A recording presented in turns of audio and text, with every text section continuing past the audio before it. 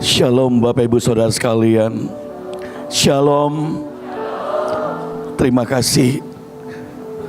Tema kita saat ini lebih dalam, lebih kuat, lebih tepat.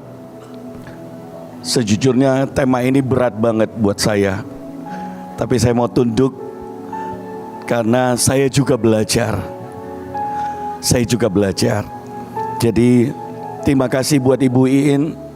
Saya minta maaf juga pada Ibu Iin dan teman-teman, baju saya sedikit beda, tapi tetap pesawat tempur. Saya minta izin ke Ibu Nika tadi, karena ternyata habis keliling Pulau Jawa buat badan saya tambah naik. Jadi daripada saya berdiri kelihatan lekuk-lekuk saya, wah, saya berkata saya mohon izin untuk pakai pesawat tempur yang model begini. Dan puji Tuhan, Ibu Iin mengizinkan saya, Ibu Nika. Terima kasih, saudara, supaya saya juga jangan merasa tertuduh. Dan kita semua berkata, jangan sampai Pak Hendrik ini beda. Tidak saudara, kita semua satu, ingin bahtera terus. Dan kita semua bergerak untuk kemuliaan nama Tuhan. Amin saudara, amin. Baik, saya ingin kita buka firman Tuhan, yaitu Kejadian pasal yang ke-6 ayat yang ke-22. Kejadian pasal yang ke-6 ayat yang ke-22. Boleh saya dibantu dengan LCD?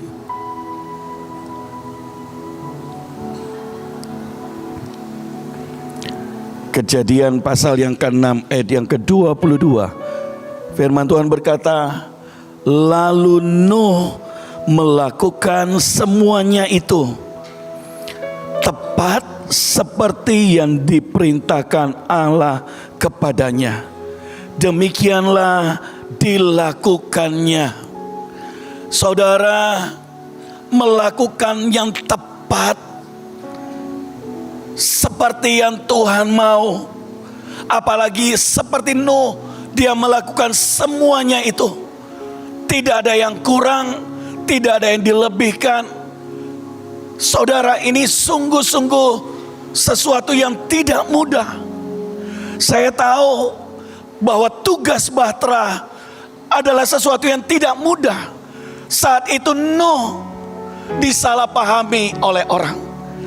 Makanya kita harus tahu ketika Tuhan bicara, mungkin orang lain tidak mengerti. Mungkin orang lain berkata itu sesat.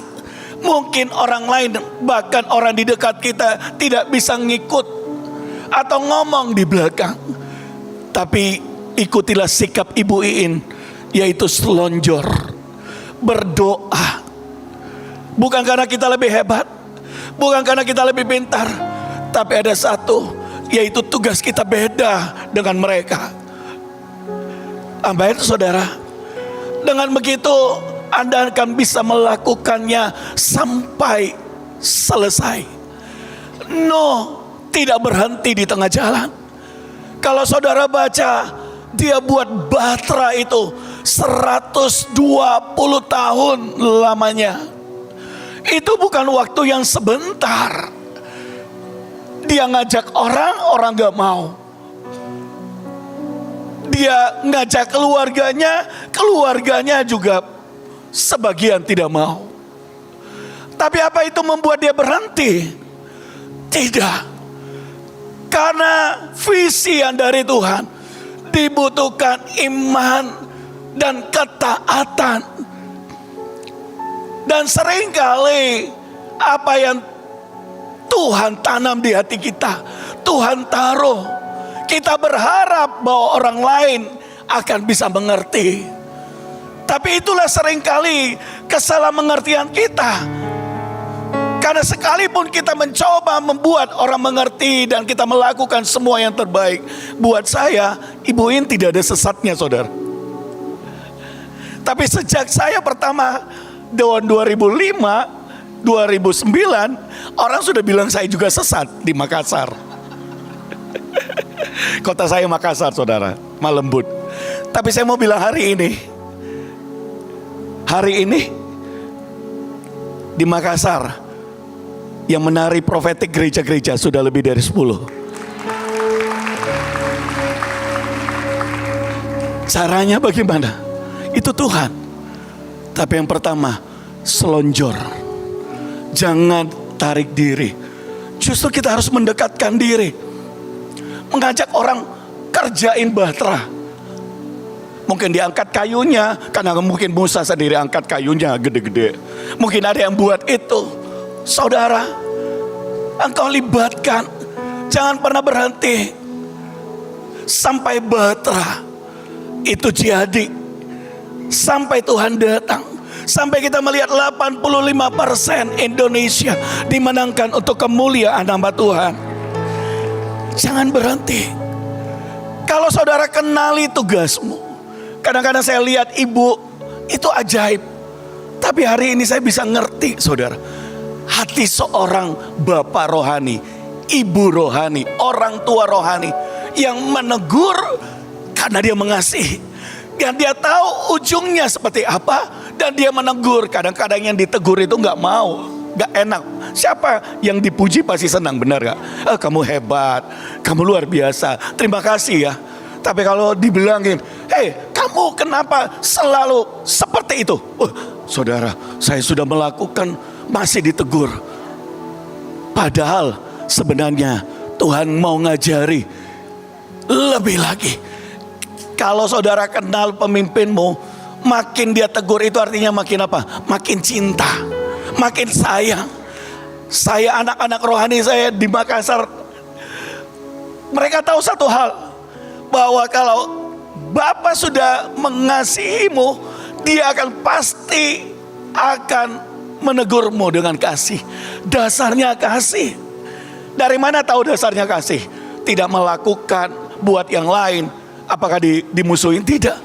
Tetap dirangkul, tetap dikasih, tetap diberkati. Itu dasarnya kasih. Kalau bukan dasarnya kasih, apa yang terjadi? Dimusuhin. Tapi cara kita tidak seperti itu. Kita tetap membuka tangan seperti Bapa. Kita tidak pernah berhenti untuk mendidik. Dan itulah Tuhan. Kita mungkin salah, tapi Tuhan berkata, ayo, hari ini aku mau buat percepatan. Lu melakukan semuanya itu. Kita di umur yang 25 tahun sampai batas berapa ini? 45 ke atas. Tentu bukan umur 17 tahun lagi atau 15 tahun. Jadi kalau kita punya keinginan, kerinduan untuk mau melakukan yang tepat, itu wajar. Kalau Tuhan menuntut kita untuk melakukan yang tepat, itu wajar. Kalau Ibu In punya standar terhadap orang-orang dekatnya lebih daripada orang-orang yang baru, itu wajar.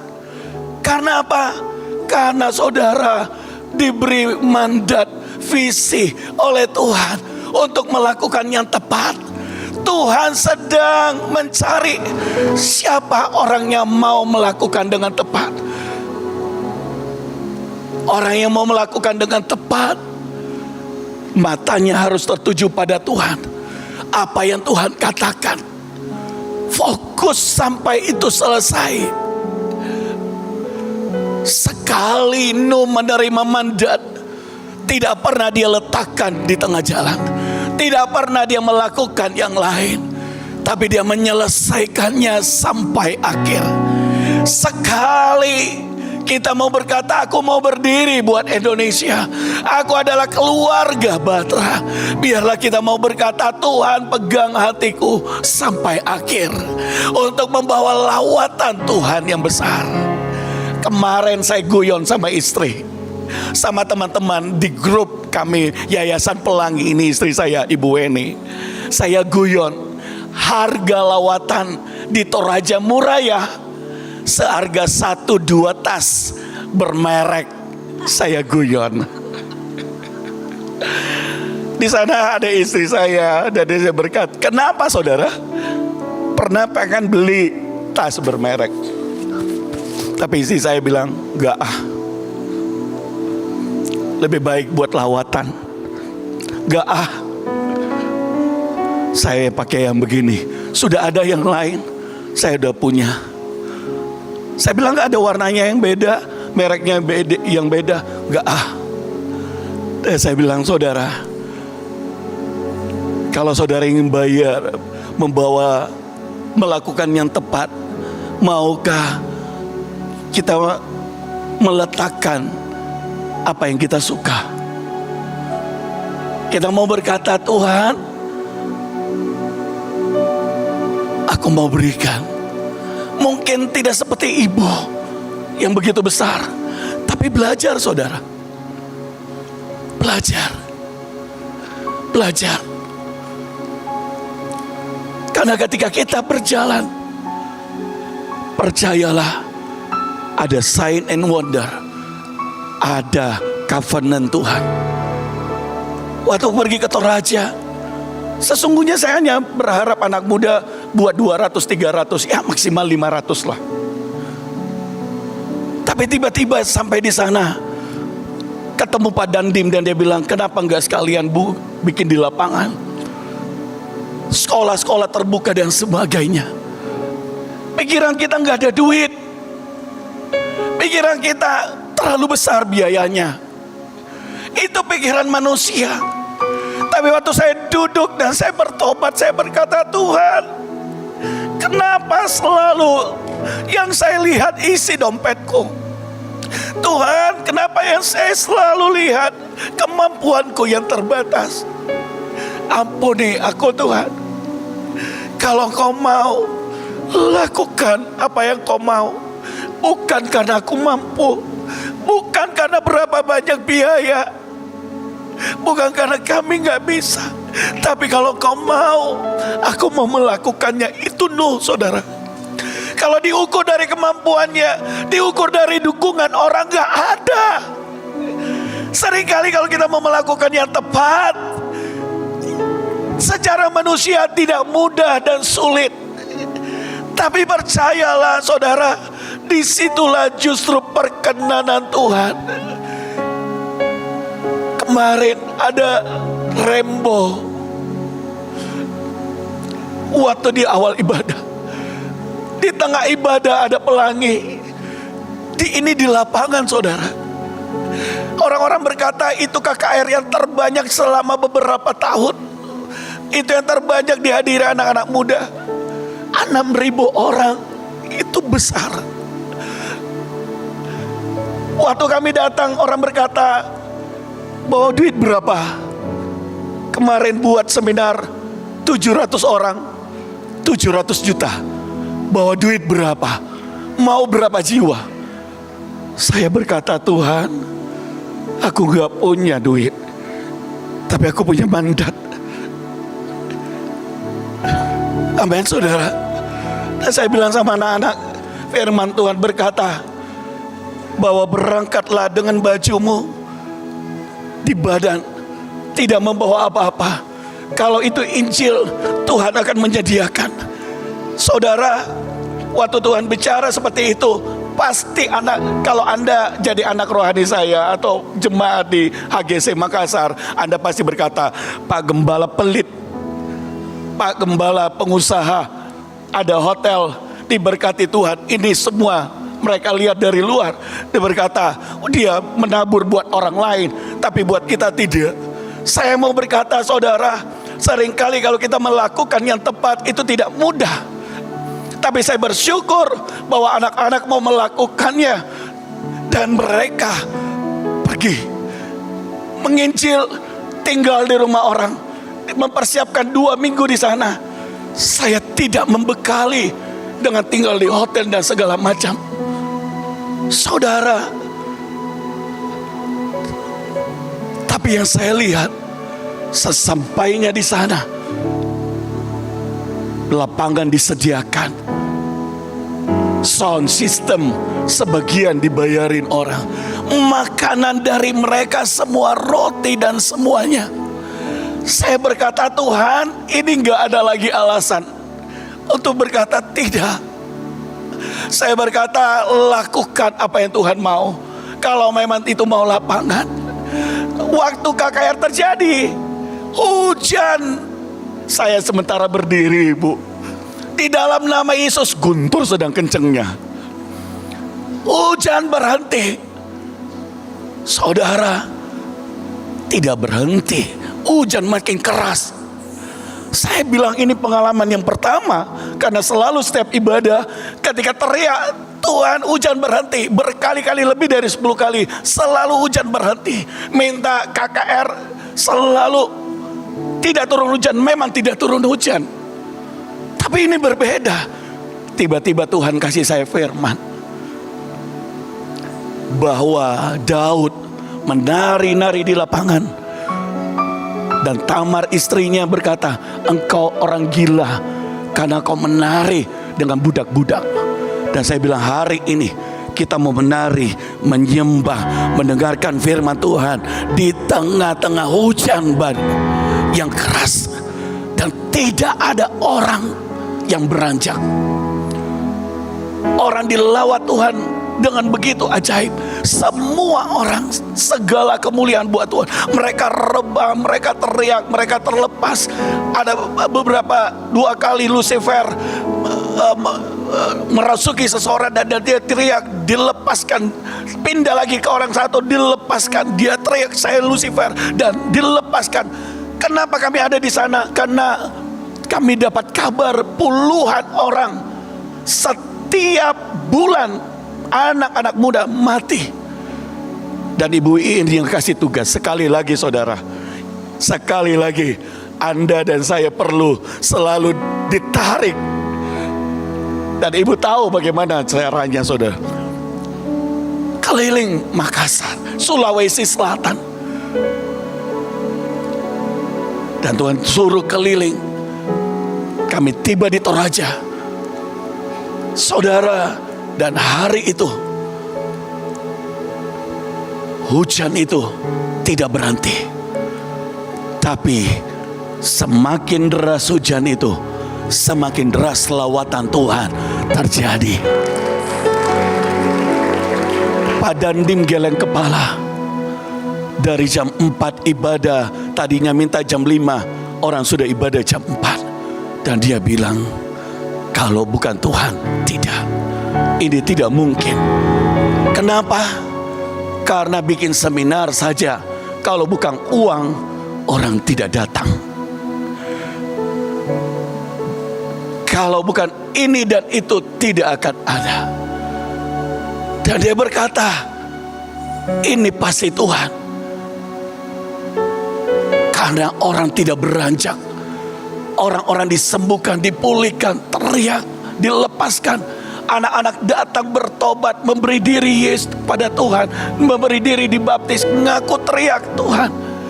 Saudara, hari kedua giliran pemuda, saya berkata, Tuhan, kemarin hujan, apa mereka kapok enggak ya?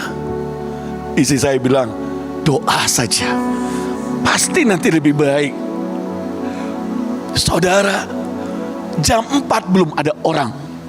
Kemarin jam 4 ada penuh. Mulai banyak gitu. Ini jam 4 tidak ada. Iblis mulai bicara. Mereka kapok kehujanan kemarin.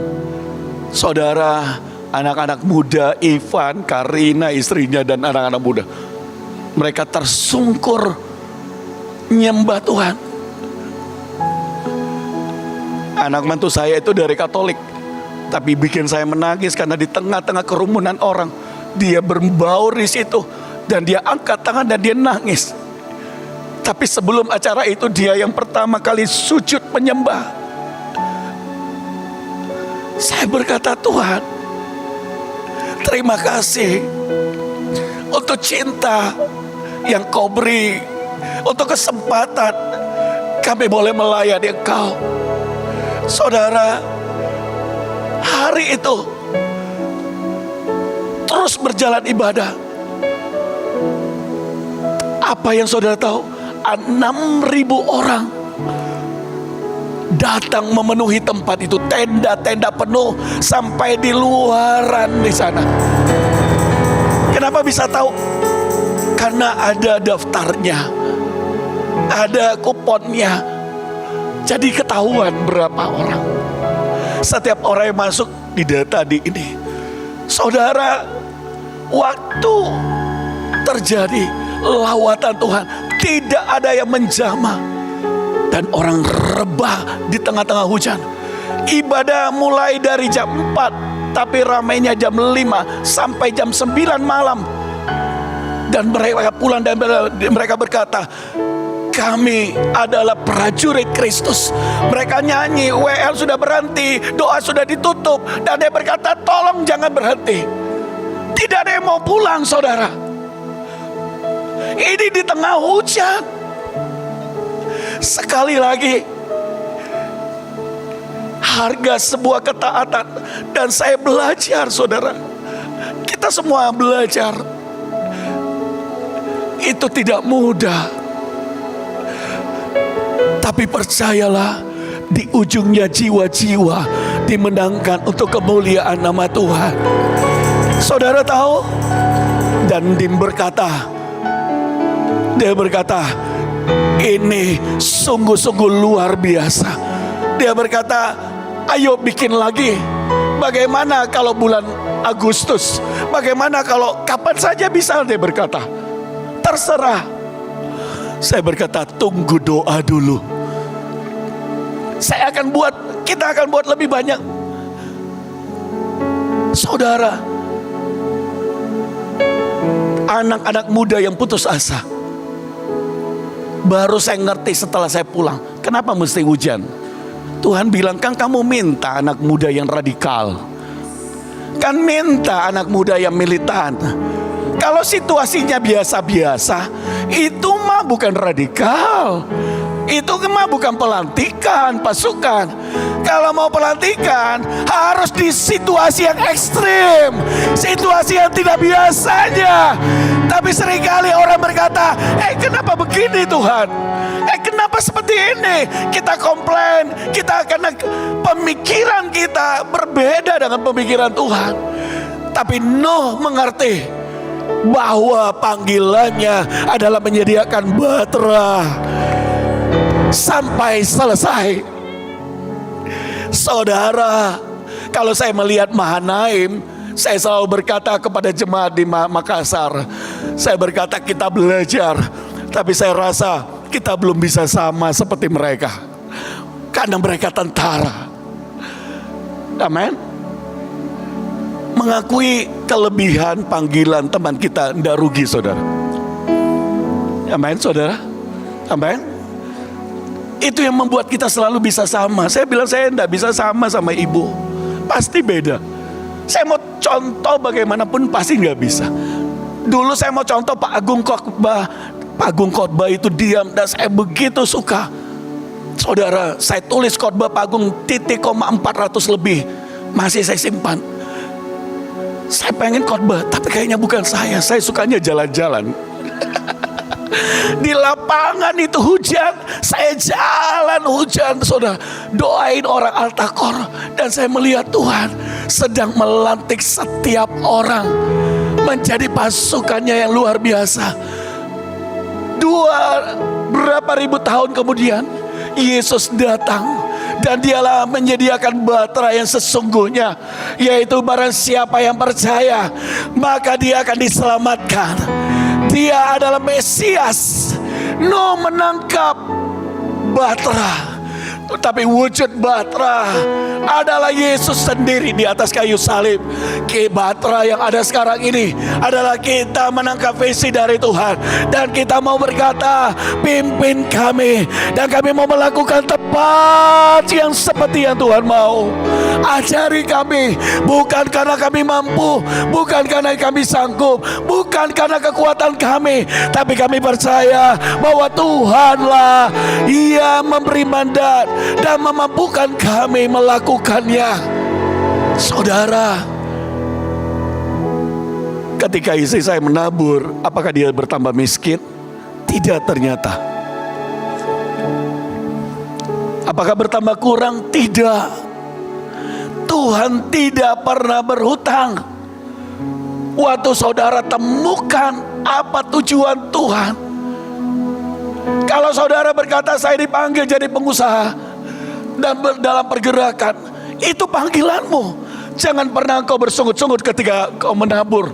Jangan pernah berkata, oh itu kalau bukan saya yang nabur, oh kalau bukan saya yang biayai, oh kalau bukan saya. Saudara, kalau Anda seperti itu, mandat itu dipindahkan sama orang. Kalau Anda seperti itu, hatimu tiba-tiba bisa berubah, tiba-tiba bisa melihat lain, tiba-tiba bisa melihat, kenapa ibu ini aneh-aneh. Bukan ibu ini aneh-aneh, hatinya yang berubah. Setiap kali saya ada sedikit miss, saya tahu saya miss dengan Tuhan. Saya belajar dari Pak Agung. Kalau saya miss dengan Pak Agung bukan tipikal orang negur.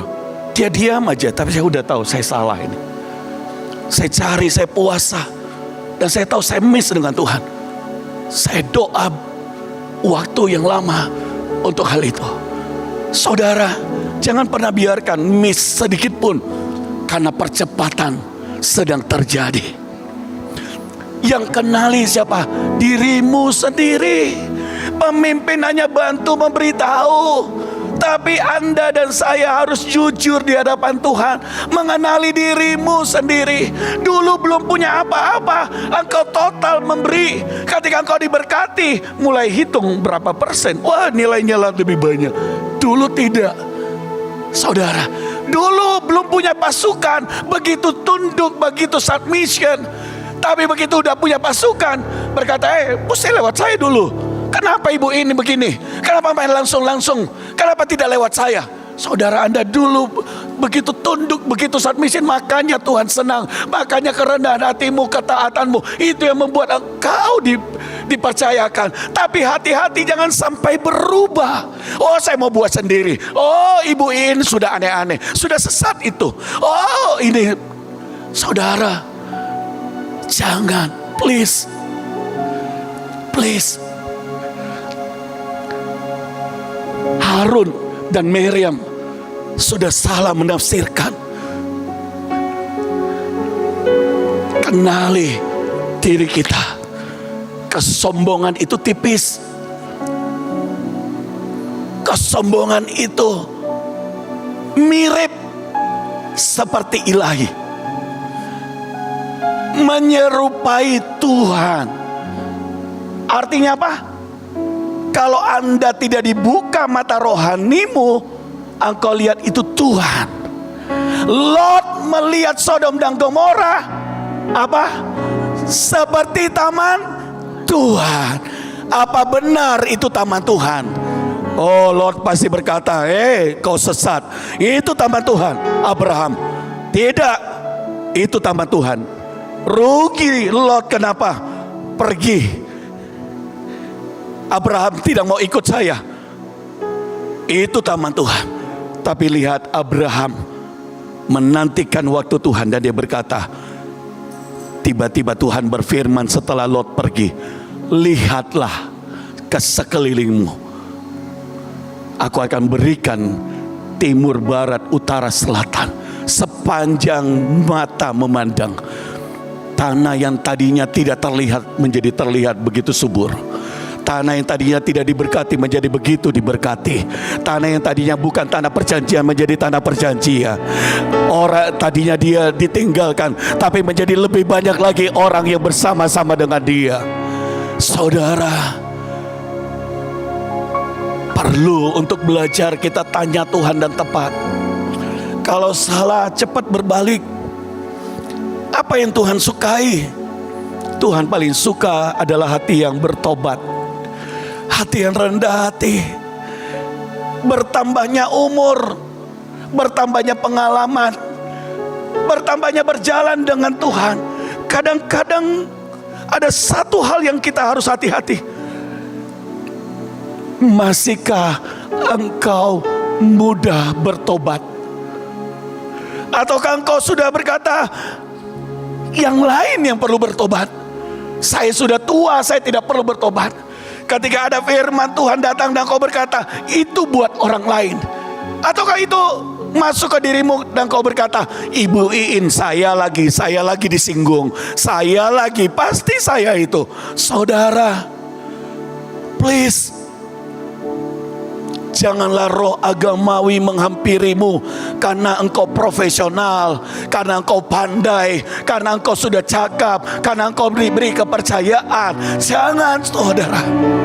Makanya engkau perlu dalam dengan Tuhan. Kolose 2 ayat yang ke-7. Ayat ini sangat bagus sekali. Saya minta tolong Kolose pasal yang kedua ayat yang ke-7. Hendaklah kamu berakar di dalam Dia dan dibangun di atas Dia. Hendaklah kamu bertambah teguh dalam iman dan yang telah diajarkan kepadamu, dan hendaklah hatimu melimpah dengan syukur. Hendaklah kamu berakar di dalam Dia dan dibangun di atas Dia. Berakar. Bagaimana maksudnya berakar? Terjemahan The Living Bible sangat bagus sekali. Firman Tuhan berkata, ini saudara, kenapa kita perlu belajar beberapa terjemahan? Karena bahasa Ibrani itu tidak seperti bahasa Inggris atau bahasa Indonesia. Terjemah, kalau bahasa Indonesia padi bukan beras, gandum bukan beras, bukan padi. Tapi bahasa Inggris semua rice. Kenapa butuh beberapa terjemahan, saudara? Supaya kita belajar lebih dalam apa maksudnya. The Living Bible, Kolose 2 ayat yang ke-7 berkata seperti ini, saudara. Let your roots grow down into Him. Biarlah akar-akarmu bertumbuh ke bawah. And down up nourishment from Him. Menghisap makanan dari Dia. Amin. Artinya yang dimaksud adalah biarlah akarmu kuat adalah biarlah kita bertumbuh ke bawah. Anda tahu bertumbuh ke bawah silent. Anda tahu bertumbuh ke bawah deep. Anda tahu bertumbuh ke bawah disalah mengerti orang. Anda tahu bertumbuh ke bawah ditinggalkan seringkali orang. Saudara, tapi ketika Anda bertumbuh ke bawah, satu kabar baik, Tuhan sedang mempersiapkan bangunan yang di atas begitu besar. Pohon korma adalah salah satu pohon, bijinya kecil, ditaruh di padang gurun, tumbuh di padang gurun. Mesti batu yang pas oleh petani itu tidak terlalu besar, tidak terlalu kecil. Tapi batu itu satu persyaratannya, tidak boleh digulingkan oleh badai. Jadi ditaruhlah biji itu, batu di atasnya. Ada badai, batunya tidak beranjak. Kalau Anda tanya ke biji itu, dia mau tumbuh ke atas, nggak bisa. Yang terjadi apa? Tumbuh ke bawah. Saudara, waktu ada batu di atas kita seringkali begini, saudara, kita komplain, Tuhan, kenapa masalah? Kenapa bebanku begitu berat? Tuhan, kenapa ini terjadi? Saudara, Anda tidak tahu bahwa batu itu sebenarnya untuk saat itu di levelmu adalah cover yang supaya Anda ketika Anda mau tumbuh ke atas, Anda bisa saja terhilang, Anda bisa saja terhempas. Tapi ada batu itu untuk supaya Anda bertumbuh ke bawah, ke bawah, ke bawah, ke bawah, akarmu sampai bertumbuh di dalam Dia dan merambat begitu lupa.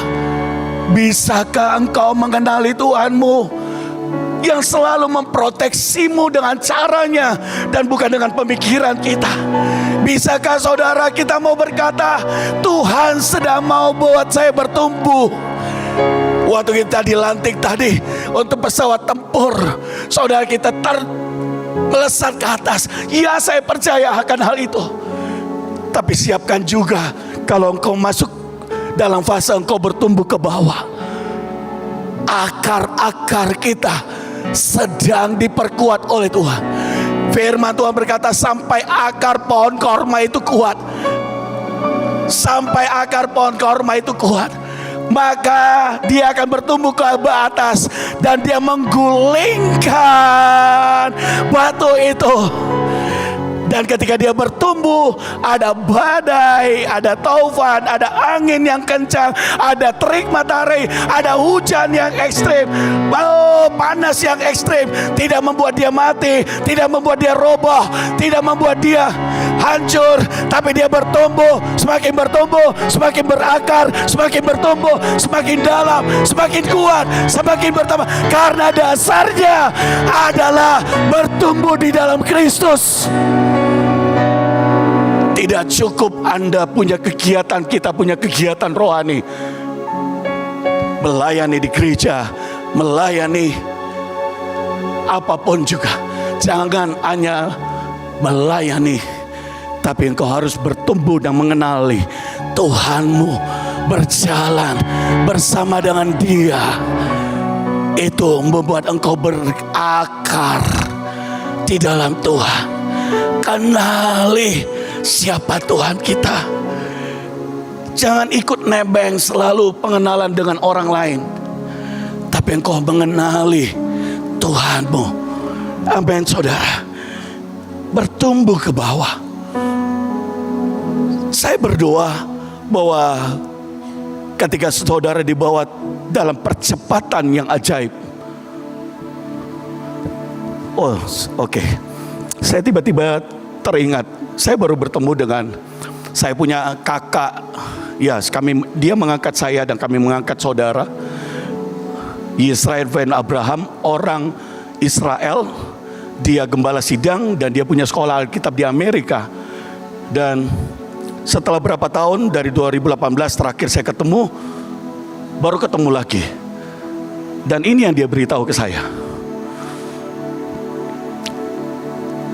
7 tahun ke depan adalah 7 tahun kelimpahan. Dan dia berkata, tapi persiapkan baik, karena 7 tahun berikutnya adalah 7 tahun kekeringan. Dia seorang gembala, seorang rabi, seorang guru, tapi tiba-tiba dia bilang begini, carilah hal yang besar. Saya mau transfer teknologi Israel. Kamu mau? Kita kerjakan sama-sama dimanapun juga. Dan saya nangis dan saya berkata, wow, apa ini Engkau Tuhan? Saudara, lihat, lakukan yang tepat. Tuhan bisa kirim dengan cara yang ajaib banyak hal. Ketika itu datang, saya ngecek hati saya. Apakah di hati saya tiba-tiba berkata, oh saya jadi kaya, oh saya tambah berhasil, oh saya bisa. Tapi hati saya tiba-tiba berkata, Tuhan, biarkan semakin banyak jiwa-jiwa lewat hal ini dimenangkan untuk kemuliaan-Mu. Saya nggak mengecek berapa uang, saudara. Dan dia berkata, kau adalah saudaraku. Kita sudah mengangkat perjanjian garam. Caranya ada garam 2 piring. Dan dia kemudian dia angkat garam yang saya angkat, disatukan dengan garamnya dia. Dan dia aduk. Dan dia bilang gini, sekarang pisahkan garam itu. Apakah bisa? Dia bilang tidak. Dan dia berkata, oleh sebab itu mulai hari ini saya, dia sebut Israel Van Abraham, keturunan Benyamin, orang Yahudi asli, berkata kepadamu, engkau adalah saudaraku Indonesia, engkau adalah saudaraku Henry Kumulia. Dan saya bilang ke dia, Batra adalah saudaramu. Ya, dia berkata, Batra adalah saudaraku. Kita mau berkata, kita saudara di dalam Tuhan, dan kita kerjakan lawatan Tuhan yang ajaib. Saudara, saya percaya waktu kau berakar di dalam Tuhan, selalu Tuhan punya cara yang ajaib buatmu.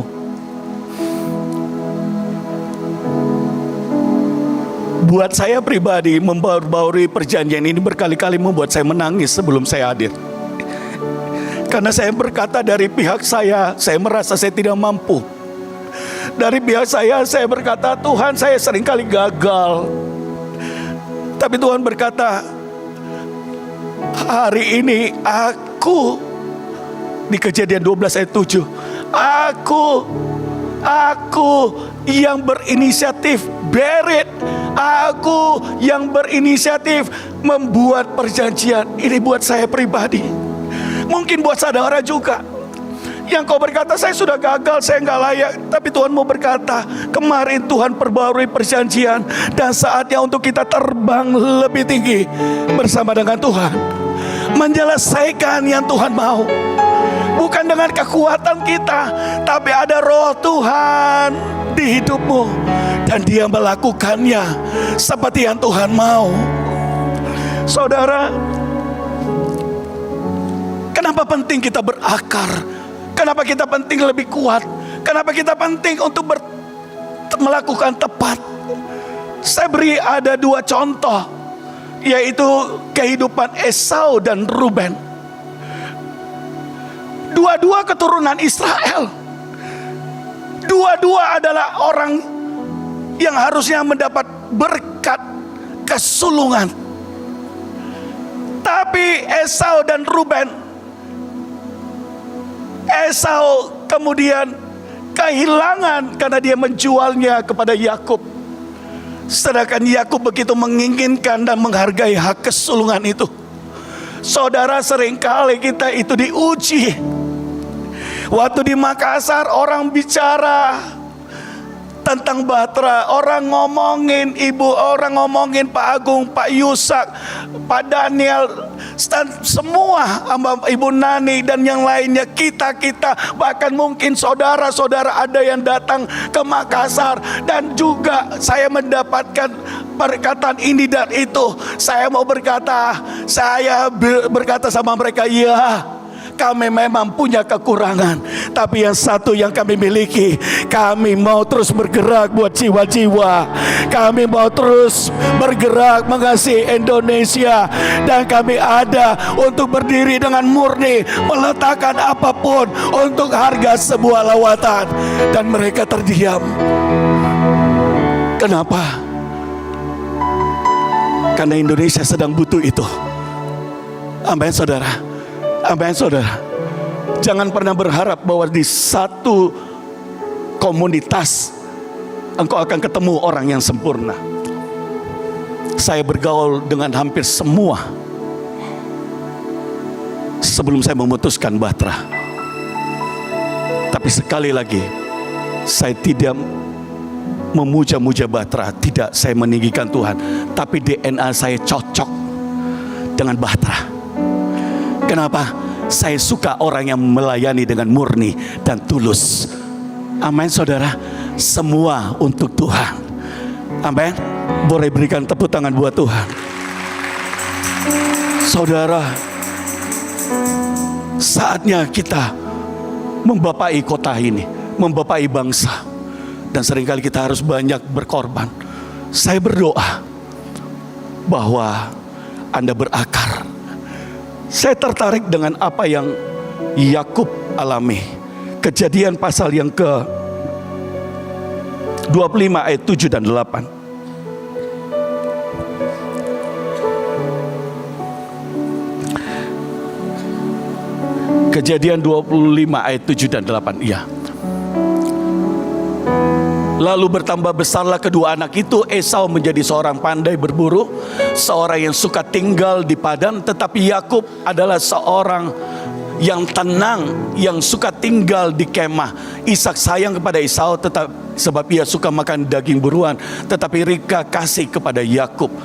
Yakub adalah seorang yang tenang. Kata terjemahan bahasa Inggris, Yakub stabil. Stable. Seorang yang berakar, dia stabil pengikutannya dengan Tuhan. Seorang yang berakar tidak mudah diombang-ambingkan oleh orang, tidak mudah untuk berubah-berubah. Seorang yang stabil, maka dia akan bisa menyelesaikan, melakukan panggilan Tuhan, melakukan yang benar seperti yang Tuhan kehendaki. Saya mau berkata, hari ini tenanglah, tetaplah pandang Tuhan. stabil kerohanian saudara, tetap mengiring Tuhan apapun yang sedang terjadi. Percayalah Tuhan tidak pernah melepaskan engkau. Percayalah bahtera janji Tuhan pasti terjadi. Bukankah sampai saat ini Tuhan bekerja di tengah-tengah kita? Bukankah sampai saat ini Dia semakin ajaib bekerja? Bukankah sampai saat ini pemeliharaannya begitu sempurna? Bukankah sampai saat ini kelimpahannya terus terjadi? Saya berdoa, Anda mau berkata, Tuhan, aku mau menjadi orang yang tenang mengiring Engkau. Dan kalau saudara itu orangnya, kau mau melakukan yang tepat dan berakar, bolehlah angkat, boleh bangkit berdiri di hadapan Tuhan.